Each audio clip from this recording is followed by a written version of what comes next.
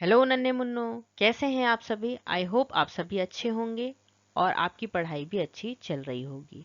आप सभी का स्वागत है हमारे इस एजुकेशनल यूट्यूब चैनल में जिसका नाम है जिज्ञासा ऑर्बिट। आई होप आप सबकी दिवाली अच्छी रही होगी और आप सभी ने बहुत अच्छे से पूजा करी होगी और पटाखे भी खूब मजे से फोड़े होंगे। आज हम पढ़ने वाले हैं क्लास 6 हिंदी का चैप्टर 7 जिसका नाम क्या है, हम बीमार ही क्यों हो। मतलब क्या है कि हम बीमार ही क्यों हो, हमें ऐसा कुछ करना चाहिए कि हम बीमार ही ना हो, है ना। तो इसके इसके जो लेखक है वो कौन है, इसके लेखक है डॉक्टर आनंद। तो अब पहले हम देखते हैं कि इस पार्ट का जो हम पार्ट पढ़ने वाले हैं इससे हमें क्या पढ़ने को मिलेगा। केंद्रीय भाव में हमें ये समझ में आता है, तो हम पहले क्या देखते हैं, केंद्रीय भाव। देखिए, प्रस्तुत पाठ में लेखक ने क्या बताया है, डॉक्टर आनंद ने बताया है कि बीमारी का उपचार कराने से अच्छा है कि बीमार ही ना होना। मत है ना। मतलब क्या है कि हम बीमार ही ना हो, उपचार तो हम करवाएंगे, जब बीमार हो जाते तो उपचार तो करवाते ही हैं, लेकिन उपचार करवाने से अच्छा है कि हम अपने आप को बीमार ही ना होने दें। अब कैसे हम अपने आप को बीमार होने से बचा सकते हैं ये उन्होंने इस चैप्टर में बताया है। इस चैप्टर में हमें क्या क्या सीखने को मिलेगा ये हम देखेंगे। ये चैप्टर सिर्फ इसलिए नहीं है कि इसे हम पढ़ लें और हम हमारी क्लास को पास करके आगे निकल जाएं। इन सभी चैप्टर से हमें अपने जीवन में कुछ ना कुछ बातें उतारने के लिए मिलती हैं, हमें उनका अनुसरण करना चाहिए। जैसे कि हमने जितने भी चैप्टर देखे उनमें कुछ ना कुछ बात तो आपको जरूर ऐसी लगी होगी, तो इस पार्ट में भी ऐसा आपको मिलेगा जिससे आपके जीवन में सुधार आएगा अगर आप उसका अनुसरण अपने जीवन में करते हैं, अगर आप उसको फॉलो करते हैं। तो स्वस्थ रखने के सामान्य नियम इस पाठ में बताए गए हैं, मतलब किस प्रकार से आप स्वस्थ रह सकते हैं। शरीर 5 तत्वों से मिलकर बना हुआ है। अब कौन कौन से 5 तत्व हैं भाई, पहला कौन सा है, आकाश, वायु, अग्नि, जल और पृथ्वी। इन 5 तत्वों से शरीर का निर्माण हुआ है। लेखक ने क्या बताया है, संतुलित आहार। संतुलित आहार क्या होता है ये हमने साइंस में बहुत अच्छे से समझा है। क्लास 6 के ही एक चैप्टर है उसमें हमने देखा है कि संतुलित आहार क्या है ना। तो उसमें आप जाकर देख सकते हैं कि संतुलित आहार क्या होता है। प्रातः भ्रमण, मतलब सुबह जो लोग घूमने जाते हैं ना तो एकदम फ्रेश एयर मिलती है हमें, तो वो भी बहुत अच्छी होती है स्वास्थ्य के लिए। और व्यायाम जैसे कि योग या फिर एक्सरसाइज आदि को स्वास्थ्य के लिए हितकारी बताया गया है। इन उपायों से हम अपने जीवन को क्या कर सकते हैं, स्वस्थ रख सकते हैं। संतुलित आहार के लाभ एवं संयमित जीवन जीने की प्रेरणा इस पाठ से हमें मिलती है। अगर आप इस पाठ की जो बातें हैं उन्हें अपने जीवन में अपनाते हैं तो आपको बहुत ज्यादा इससे फायदा होने वाला है। तो आइए स्टार्ट करते हैं हमारे चैप्टर।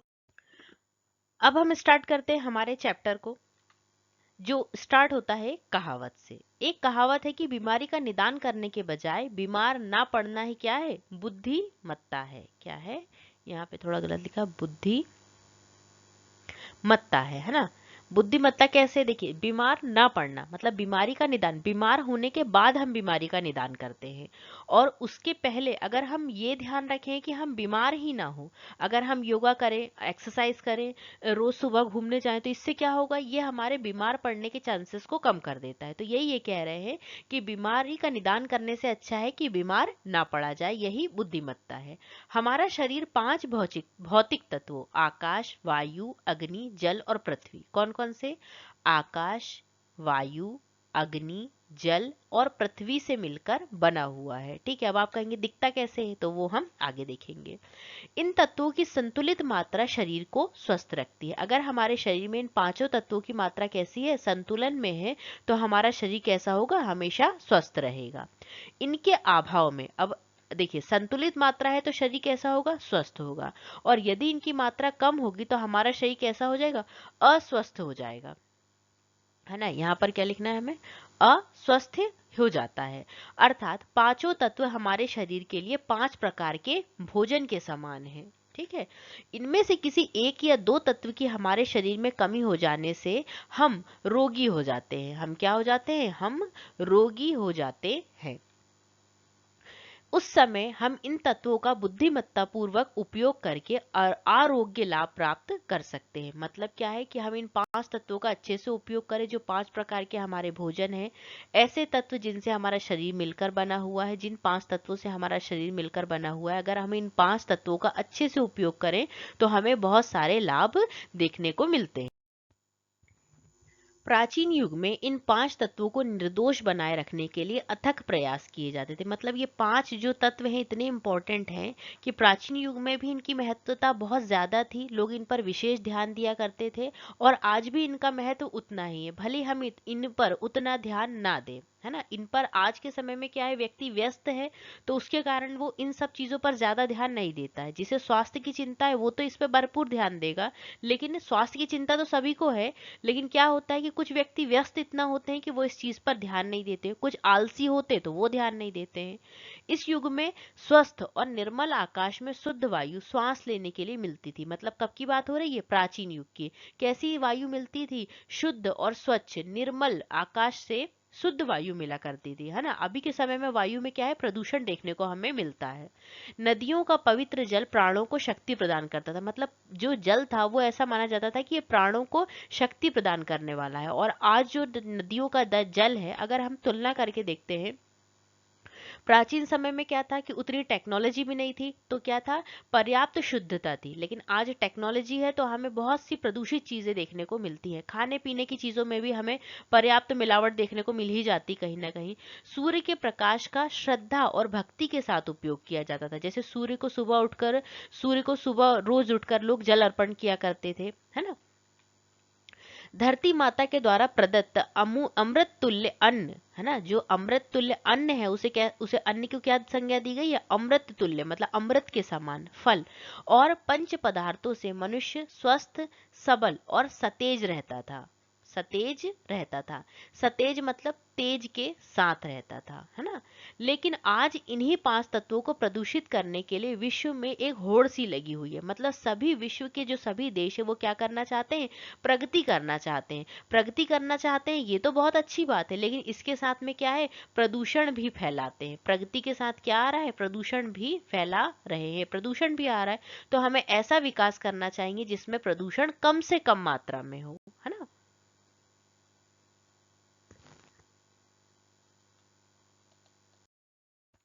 देखिए नेक्स्ट क्या है, अब वनोपवनों को नष्ट करके शहर बसाए जा रहे हैं जो वायु को क्या कर रहे हैं, प्रदूषित कर रहे हैं। देखिए अभी विकास की होड़ इतनी लगी हुई है, सभी क्षेत्रों का क्या किया जा रहा है, विकास किया जा रहा है। विकास होना तो बहुत ही अच्छी बात है, लेकिन इसमें क्या है, प्रदूषण के स्तर को भी ध्यान रखा जाए जिससे वायु कम प्रदूषित हो, जल कम प्रदूषित हो, वातावरण कम प्रदूषित हो। तो वनोपवनों को अगर हम नष्ट करेंगे तो वायु तो प्रदूषित होगी ही ना। ये जैसे हम क्या कर रहे हैं, नए नए शहर बसा रहे हैं, या जो शहर पुराने हैं उन पर ही कंस्ट्रक्शन का काम किया जा रहा है, तो उससे क्या हो रही है, वायु प्रदूषित हो रही है। आए दिन अणु बमों के परीक्षण होते हैं, फलस्वरूप क्या होता है, ऋतुएं अपने समय पर नहीं आती। ऋतुएं मतलब मौसम, जैसे ठंडी, गर्मी, बरसात। अभी हम देख रहे हैं कि अभी ठंड का मौसम स्टार्ट हो जाता है इस समय तक, लेकिन अभी हमें बारिश भी देखने को मिल रही साथ में। तो ये सब क्या है, ये सब महामारी के लक्षण है कि इसके कारण ही महामारी आती है।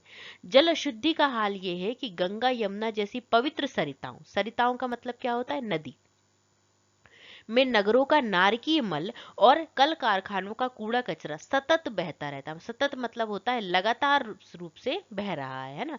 और इन्हीं नदियों का जल हमें नलों द्वारा प्राप्त होता है। देखिए अब कितना ये हम देख सकते हैं कि कल कारखानों का जो कूड़ा कचरा है, कारखानों में कितनी विषैली चीजें हो सकती हैं इसका हम अनुमान भी नहीं लगा सकते हैं।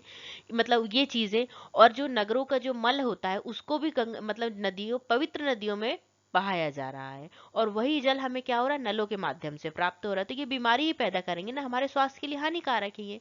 पृथ्वी पर फैले खेतों में रासायनिक खाद का मनमाना प्रयोग कर उनकी उर्वरता शक्ति को नष्ट किया जा रहा है। देखिए किसान क्या सोचता है, किसान ये सोचते हैं कि अगर हम खाद का ज्यादा प्रयोग करेंगे तो हमें अच्छी पैदावार मिलेगी। ठीक है, खाद का प्रयोग तो ठीक है, लेकिन बहुत ज्यादा मात्रा में अगर खाद का प्रयोग किया जा रहा है तो इससे क्या होता है, इससे भूमि की उर्वरता शक्ति ही नष्ट हो जाएगी। अगर भूमि उर्वरक उर्वरक ही नहीं रहेगी, भूमि में उर्वरक शक्ति ही नहीं रहेगी, तो फसल पैदा ही कैसे होगी, है ना। ये भी तो हमें सोचना है।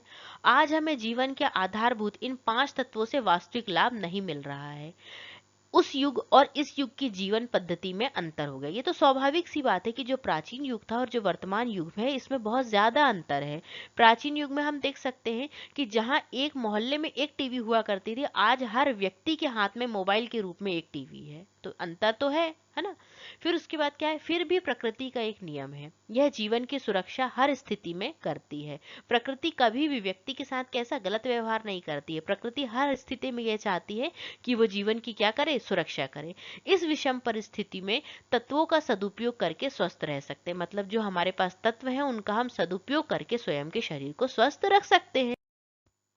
कौन कौन से 5 तत्व थे ये तो हमने देख ही लिया था, है ना, उनके नाम हमने देख लिए थे। अब आपको ये पहला तत्व कौन सा है, इमेज जिसकी दिख रही है वही होगा। तो पहला तत्व कौन सा है हमारा, आकाश, खुला नीला आकाश। आकाश 5 तत्वों में सबसे अधिक उपयोगी और प्रथम तत्व माना जाता है। तो प्रथम तत्व कौन सा माना जाता है, आकाश। हम एक एक करके सभी तत्वों के बारे में पढ़ेंगे। महात्मा गांधी ने आकाश तत्व को आरोग्य सम्राट की संज्ञा दी है। बहुत इंपॉर्टेंट लाइन है, इसे आप बिल्कुल अंडरलाइन कर लेंगे, है ना। महात्मा गांधी ने किसने संज्ञा दी है, पहली बात तो ये कि महात्मा गांधी ने, और किसकी संज्ञा दी है, आरोग्य सम्राट की, और किसको दी है, आकाश को। ये 3 क्वेश्चन यहाँ से बन सकते हैं। आकाश जैसे हमारे आसपास और ऊपर नीचे है वैसे ही हमारे भीतर भी है। जैसे हमें अपने ऊपर देखने पर क्या दिखता है, आकाश, ऊपर नीचे, वैसे ही हमारे मन के भीतर भी क्या है, आकाश है। चमड़ी में एक एक हिंद में आकाश है, एक एक छिद्र में, यहाँ पर क्या लिखा हुआ है, एक एक छिद्र में आकाश है। इस आकाश को, इस खाली जगह को हमें भरने की कोशिश नहीं करनी चाहिए, है ना। फिर उसके बाद क्या, यदि हम अपना दैनिक आहार जितना चाहिए उतना ही ले तो शरीर में स्फूर्ति रहेगी और हल्कापन रहेगा। देखिए जो व्यक्ति बहुत ज्यादा खा लेते हैं ना, उनमें क्या होता है, आलसी आ जाती है, आलसी भर जाती है। और जो व्यक्ति अगर जितनी जरूरत है उतना ही खाए तो उसमें क्या होता है, शरीर में स्फूर्ति होती है, हल्कापन होता है, किसी भी काम को हम आसानी से कर लेते हैं। उपवास इस तत्व की प्राप्ति का एक मुख्य साधन है। आकाश तत्व की प्राप्ति का मुख्य साधन कौन सा बताया गया है, उपवास। उपवास के अतिरिक्त आकाश तत्व की प्राप्ति संयम, सदाचार, है ना, गाढ़ी गाढ़ी नींद, मतलब गहरी नींद के माध्यम से, विश्राम और प्रसन्नता से भी होती है। अगर हम खुश हैं, आराम कर रहे हैं, जितना आराम की जरूरत है उतना आराम कर रहे हैं, आलसी बन के अगर आराम करेंगे तो वो उचित नहीं है। गाढ़ी नींद मतलब हम गहरी नींद ले रहे हैं तो वो भी हमारे शरीर के लिए बहुत अच्छा है। मतलब जितनी नींद की हमें जरूरत है हम उतनी नींद लें तो वो भी हमारे लिए सही है। यहाँ पर क्या लिखा हुआ है, यहाँ पर लिखा हुआ है गाढ़ी नींद, है ना। तो इस तरीके से हम आकाश तत्व की प्राप्ति कर सकते हैं। अब हम देखते हैं नेक्स्ट। नेक्स्ट क्या दिया हुआ है, वायु दूसरा आवश्यक तत्व है। पहला हमने कौन सा तत्व देखा, पहला हमने देखा आकाश, दूसरा क्या देखा हमने, वायु। वायु दूसरा आवश्यक तत्व है। 1 मिनट भी हमें वायु ना मिले तो हम क्या हो जाते हैं, घबरा उठते हैं। अगर देखिए, अगर आप सभी ने ये कभी ना कभी तो महसूस किया ही होगा कि अगर आपको थोड़ी देर के लिए भी अगर आप नाक बंद कर लेते हैं तो आप रह नहीं पाते हैं, है ना। तो इस क्या होता है कि 1 मिनट भी अगर हमें वायु ना मिले तो हम घबरा उठते हैं। प्रतिदिन हम जितना भोजन करते हैं, जितना जल पीते हैं, उससे लगभग 7 गुनी वायु ग्रहण करते हैं। खाने और पानी से ज्यादा तो हम वायु ले लेते हैं, है ना। तो कितनी, 7 गुनी वायु हम ग्रहण करते हैं। नाक और मुंह से ही नहीं, हमें ऐसा लगता है कि हम सिर्फ नाक और मुंह से सांस लेते हैं। जब हमें सर्दी हो जाती है तो हम नाक से सॉरी मुंह से सांस लेते हैं ना। हम अपनी त्वचा के असंख्य छिद्रों से भी सांस लेते हैं, ठीक है, इस बात का भी ध्यान रखेंगे। शुद्ध वायु में टहलने, मतलब जैसे जो सुबह सुबह की वायु होती है ना, लोग घूमने जाया करते हैं, तो शुद्ध वायु में टहलने और व्यायाम करने से हम इस तत्व की प्राप्ति आसानी से कर सकते हैं। देखिए एकदम सिंपल सिंपल से तरीके, बस हमें इनका ध्यान रखना जरूरी है इनको। अब नेक्स्ट हम देखते हैं, नेक्स्ट क्या दिया हुआ है कि टहलने के लिए बस्ती से दूर कोई ऐसा साफ सुथरा पथ चुनना चाहिए जो प्रकृति के साम्राज्य से होकर गुजरता हो। मतलब क्या हो कि जिसमें प्राकृतिक सुंदरता हो, पेड़ हो, अच्छी हरियाली हो, अच्छी शुद्ध हवा हो, ऐसा जगह देखना चाहिए। साफ सुथरी जगह हो, ऐसा नहीं कि कोई भी जगह हमने चुन ली है जहाँ कचरा पड़ा हुआ है और हमें क्या है, हमें वो तो अशुद्ध वायु ही मिलेगी ना, हमें शुद्ध वायु की खोज करनी है। टहलने के अतिरिक्त आसन, प्राणायाम, तैराकी, है ना, और अन्य कसरतों के माध्यम से हम शरीर को वायु तत्व प्रदान कर सकते हैं। मतलब ये भी बता रहे हैं कि हम किस तरीके से इन तत्वों की प्राप्ति कर सकते हैं। अब नेक्स्ट देखते हैं, नेक्स्ट हमारा तत्व कौन सा है, इमेज देखकर आपको समझ आ ही गया होगा। नेक्स्ट हमारा तत्व है अग्नि। अग्नि तीसरा उपयोगी तत्व है ना। तीसरा, पहला हमने कौन सा देखा, पहला हमने देखा आकाश, ठीक है, पहला हमने देखा आकाश। दूसरा क्या हमने देखा, दूसरा देखा वायु। और तीसरा तत्व कौन सा है, तीसरा तत्व है अग्नि। अग्नि तीसरा उपयोगी तत्व है। शास्त्रों में सूर्य और अग्नि को, मतलब प्राचीन समय में किया जाता था, सूर्य और अग्नि को देवता मानकर उनकी पूजा अर्चना का विधान है। ये विधान तो आज भी है। आज भी कई लोग सूर्य देवता को, सभी लोग तो नहीं करते हैं लेकिन जितने लोग करते हैं वो लोग तो मतलब सूर्य देवता को सुबह उठकर जल अर्पण करते हैं। और अग्नि देवता को जब हम यज्ञ करते हैं या कोई भी आहुति करते हैं तो हम अग्नि देवता को भी क्या करते हैं, उनकी भी पूजा अर्चना करते हैं। सूर्य केवल आकाश और ताप ही नहीं देता बल्कि ये बुद्धि और लंबी उम्र का वरदान भी देते हैं, लंबी उम्र भी प्रदान करते हैं। सूर्य केवल क्या है, हमें हमें ऐसा लगता है कि सूर्य केवल प्रकाश और ताप देता है, लेकिन ऐसा बिल्कुल नहीं है। ऐसा क्या है कि सूर्य हमें बुद्धि और लंबी उम्र भी प्रदान करते हैं। सूर्य के बिना जीवन की कल्पना भी नहीं की जा सकती है। भारत ही क्यों, रोम, यूनान, मिथ, सभी जगह सूर्य को देवता मानकर क्या किया जाता है, पूजा की जाती थी। अन्य देशों में भी सूर्य भगवान की पूजा की जाती है। फिर देखते हैं हम आगे क्या है। अग्नि तत्व के अभाव में शरीर क्या हो जाता है, निर्जीव हो जाता है। इसकी कमी से तो कौन कौन से रोग हो जाते हैं, गाठिया रोग, मंदाग्नि, है ना, और बुढ़ापा आदि का उपद्रव होता है। मतलब ये रोग हमें परेशान करते हैं। इन तत्व की शरीर में अधिकता होने से, देखिए कमी से तो परेशानी होती है, साथ में अगर अधिकता हो जाए तो भी परेशानी है। आंख, जीभ, है ना, आदि लाल हो जाते हैं। मिजाज गर्म और क्रोधी हो जाता है, मतलब स्वभाव कैसा हो जाता है हमारा, गर्म हो जाता है और क्रोधी स्वभाव हो जाता है। सूर्य का सही लाभ लेने के लिए स्वास्थ्य विशेषज्ञ सूर्य निकलने से पहले उठने को अच्छा मानते हैं। मतलब जब सूर्य निकल रहा है उसके पहले, सूर्योदय से पहले उठना अच्छा माना जाता है। नंगे सिर और नंगे पांव वायु सेवन के लिए खुले मैदान में निकल जाने की सलाह दी जाती है। कई लोग हरी हरी घास पर चलते हैं, है ना, तो वो भी स्वास्थ्य के लिए बहुत लाभदायक होता है। प्रातःकालीन किरणें त्वचा द्वारा रक्त में प्रवेश कर जाती है और अंदर पहुंचकर विटामिन डी की वृद्धि करती है। देखिए विटामिन डी एक ऐसा विटामिन है जिसके लिए हमें कुछ खाने पीने की जरूरत नहीं है। अगर हम पर्याप्त मात्रा में धूप ले रहे हैं ना तो हमें विटामिन डी पर्याप्त मात्रा में, बहुत अच्छी मात्रा में मिल जाएगा। तो इसीलिए विटामिन डी लेने के लिए हमें जरूरी है कि हम सूर्य की किरणों को लें। आजकल क्या होता है, आजकल बच्चे घरों के अंदर मोबाइल खेलते रहते हैं और बाहर निकलते ही नहीं है, तो उनके उसके कारण उनके शरीर में विटामिन डी की कमी हो जाती है। सूर्य नमस्कार, है ना, इसमें क्या है, 12 आसन बताए गए हैं सूर्य नमस्कार में। करने से शरीर में अधिक मात्रा में लाल रक्त कण, मतलब जो लाल रक्त कण मतलब आरबीसी, है ना, रेड ब्लड सेल्स, कण उत्पन्न होते हैं जो हमारी जीवन शक्ति को बढ़ाते हैं। अब देखते हैं हमारे शरीर का जो चौथा महत्वपूर्ण तत्व है वो कौन सा है, जल। जल क्या है, हमारे शरीर का चौथा महत्वपूर्ण तत्व है। जल चौथा तत्व है। अभी तक हमने 3 पढ़ चुके हैं और चौथा हम पढ़ रहे हैं। जल को जीवन और अमृत भी कहा गया। अब देखिए जल कितना महत्वपूर्ण है, इसकी इस बात की पुष्टि हम इससे कर सकते हैं कि जल को क्या संज्ञा दी गई है, जीवन की, या फिर अमृत तुल्य भी कहा गया है जल को। स्पष्ट है कि जल जीवन के लिए कितना अधिक आवश्यक है। वस्तुतः जल प्राणियों का प्राण है। जल क्या है, प्राणियों का प्राण है। हमारे शरीर के वजन के 100 भागों में 70 भाग केवल क्या है, जल। अगर जैसे मान लीजिए ये 100 भाग अगर क्या है हमारा शरीर है, तो इस शरीर के 100 भागों में से 70 भाग जो है वो सिर्फ क्या है, जल है। ठीक है। फिर हम देखते हैं हमारे दांत, जो शरीर के अंदर सबसे ठोस और कठोर अंग माने जाते हैं, कितना 4% जल धारण करते हैं। आपने सोचा होगा कि कभी दांत में भी पानी की जरूरत होती है, तो जो हमारे दांत है वो कितना प्रतिशत पानी ग्रहण करते हैं, 4% जल धारण करते हैं। अब नेक्स्ट हम देखते हैं जल के बारे में, ये है कि जल भोजन का बड़ा आवश्यक अंग है। देखिए जब हम खाना खाते हैं तो उसके साथ में हमें कुछ मात्रा में पानी की भी आवश्यकता होती है, और जब हम भोजन कर लेते हैं तो उसके बाद हम मतलब थोड़े कुछ देर बाद ही हमें पानी पीना चाहिए, तुरंत नहीं पीना चाहिए। जल के योग से ही खून हमारे सूक्ष्म अति सूक्ष्म अवयवों का क्या करता है, पोषण करता है। जब जल का योग होता है शरीर में तो ही क्या होता है, खून जो होता है हमारे शरीर में, जो ब्लड होता है वो छोटे से छोटे अवयवों को क्या करता है, पोषण करता है।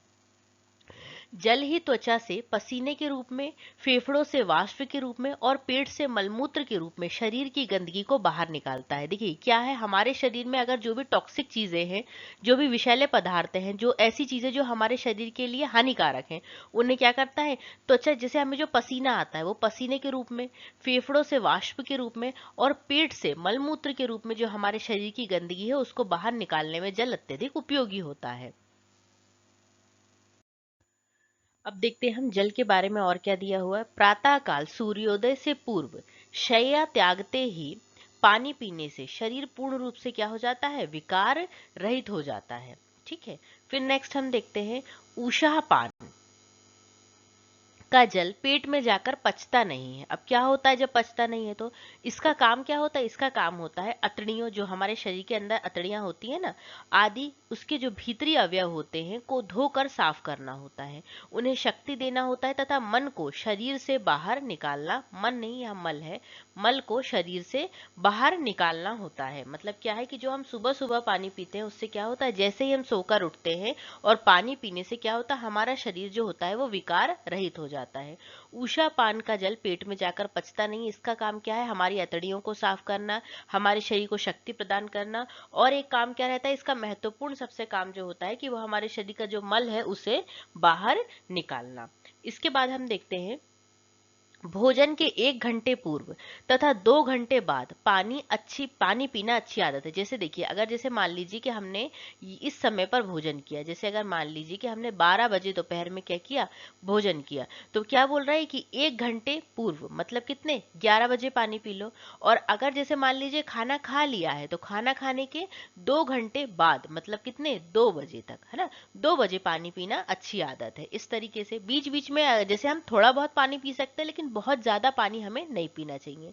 भोजन करते समय जहां तक हो सके पानी नहीं या कम पीना चाहिए। जब हम खाना खा रहे हैं, कई लोगों की आदत होती है खाना खाते समय ऐसे बहुत बड़ा ऐसे पानी लेके बैठ जाएंगे ऐसे, और फिर क्या करेंगे, धीरे धीरे धीरे धीरे पीते रहेंगे, कि मतलब खाना ही उनका पानी के सहारे अंदर जाता है, या फिर ऐसे क्या गिलास में लेके बैठ जाएंगे और पानी पीते रहेंगे। लेकिन ऐसा नहीं करना, हमें क्या करना है, भोजन करते समय जहां तक संभव हो तो पानी नहीं पीना, और अगर थोड़ी जरूरत लग रही तो थोड़ा थोड़ा करके हम पानी पी सकते, कम पानी पीने की कोशिश करना चाहिए। देखिए जब हम ज्यादा पानी पीते हैं तो उससे क्या होता है, जो हमारी पाचन की क्रिया होती है ना वो अच्छी तरीके से संचारित नहीं हो पाती है, और भोजन की पाचन क्रिया को अगर हम चाहते हैं कि अच्छी तरह से हो तो हमें पानी कम मात्रा में पीना चाहिए जब हम भोजन कर रहे हैं। ठंडे जल से स्नान करके भी हम जल तत्व की पूर्ति कर सकते हैं। जैसे कि हम क्या कर सकते हैं, ठंडे जल से स्नान कर सकते हैं, है ना। अब हम देखते हैं कि क्या दिया हुआ है, पांचवा और अंतिम तत्व कौन सा है, पृथ्वी। अभी तक हमने 5 तत्व जो शुरू में देखे थे उसमें से हमने 4 तत्वों के बारे में देख लिया। कौन कौन से देख लिया, सबसे पहले हमने देखा था आकाश, है ना, आकाश के बाद अग्नि, अग्नि के बाद हमने क्या देखा, वायु, और वायु के बाद देखा जल, और जल के बाद हमारा लास्ट तत्व क्या आया है, पृथ्वी। अब हम पृथ्वी के बारे में पढ़ते हैं ना। पांचवा और अंतिम तत्व क्या है, हमारा पृथ्वी। पृथ्वी हमारी माँ है, बिल्कुल सही बात है कि पृथ्वी हमारी क्या है, माँ है। क्यों, क्योंकि ये हमारा मतलब हम इसी मिट्टी पर खेल के बड़े हुए हैं, और यही हमें अपना हमारा भार भी सहन करती है ना, हमें खाने के लिए भोजन भी देती है, क्योंकि यह हमें जन्म देती है, धारण करती है, हमारा पालन पोषण करती है, और अंत में अपनी गोद में ही विश्राम देती है ना। तो इसमें क्या है, मछली जल के बिना नहीं रह सकती क्योंकि वह जलचर है, मतलब वो जल में रहती, इसलिए वो जल के बिना नहीं रह सकती। मछली जल की रानी है, जीवन उसका पानी है, तो उसका जीवन क्या है, उसका जीवन पानी है। पक्षी आकाश के बिना नहीं रह सकते क्योंकि वो नभचर है। नभ मतलब क्या होता है, आकाश, आकाश में चरण करने वाले मतलब आकाश में घूमने वाले, और हम कैसे हैं, हम थलचर हैं मतलब पृथ्वी पर रहने वाले। तो हम भला पृथ्वी के बिना कैसे रह सकते हैं, जब मछली नहीं रह सकती, जब पक्षी नहीं रह सकते, तो हम कैसे रह सकते हैं हमारी पृथ्वी के बिना। जो कुछ हम खाते पीते हैं या आहार के रूप में लेते हैं वे सभी वस्तुएं हमें पृथ्वी से ही प्राप्त होती हैं। ठीक है, ये तो सही बात है कि जो भी चीज हम खा रहे हैं वो कहाँ उग रहा है, आकाश में थोड़ी उग रहा है, पृथ्वी पे ही तो उग रहा है ना। संतुलित प्राकृतिक आहार जीवन का सबसे बड़ा वरदान है। ठीक है, दूध, फल, अंकुरित अन्न, हरी सब्जियां, यहाँ बा है। हरी सब्जियां, मक्खन, शहद आदि वस्तुएं भोजन में समुचित मात्रा में होंगी तो पृथ्वी तत्व संतुलित बना रहेगा। मतलब जो पृथ्वी से जो चीजें मिल रही हैं, अगर हम उनका संतुलित आहार ग्रहण करेंगे तो क्या होगा कि हमारे शरीर में पृथ्वी तत्व की कमी नहीं होगी। फिर हम नेक्स्ट देखते हैं कि भोजन के विषय में एक सामान्य नियम यह है कि इसमें एक हिस्सा गेहूं, दाल, घी, तेल आदि एवं 4 हिस्सा दूध, फल, हरी सब्जियां आदि होना चाहिए। देखिए मतलब क्या कह रहे हैं ये कह रहे हैं कि अगर जैसे मान लीजिए कि जो गेहूं, दाल, घी, तेल है ये थोड़ी कम मात्रा में हो, और जो 4 हिस्सा क्या है जैसे दूध है, फल है, हरी सब्जियां है, इनकी मात्रा ज्यादा होना चाहिए हमारे भोजन में। व्यक्ति अपनी उम्र, स्थिति और आदत के हिसाब से उसका चयन करें और स्वस्थ रह सकते हैं। मतलब क्या है कि किस उम्र, अगर जैसे मान लीजिए बच्चा है तो हमें बच्चे के हिसाब से देना होगा, और अगर कोई जवान व्यक्ति है तो उसके हिसाब से देंगे, अगर कोई बुजुर्ग है तो उसके हिसाब से देंगे। स्थिति का मतलब ये होता है कि क्या कोई व्यक्ति स्वस्थ है या फिर बीमार है। और आदत का ये है कि कोई व्यक्ति एक बार खाना पसंद करता है या फिर बार बार खाना पसंद करता है, तो ये उसकी आदत हो गई है ना। तो इसके हिसाब से हम चयन कर सकते हैं।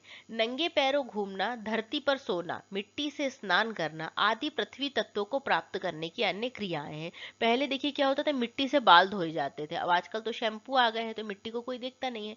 मुल्तानी मिट्टी का प्रयोग किया जाता था चेहरे के लिए, है ना, चेहरे को ग्लोइंग रखने के लिए, चेहरे पे ग्लो लाने के लिए मुल्तानी मिट्टी का प्रयोग किया जाता था।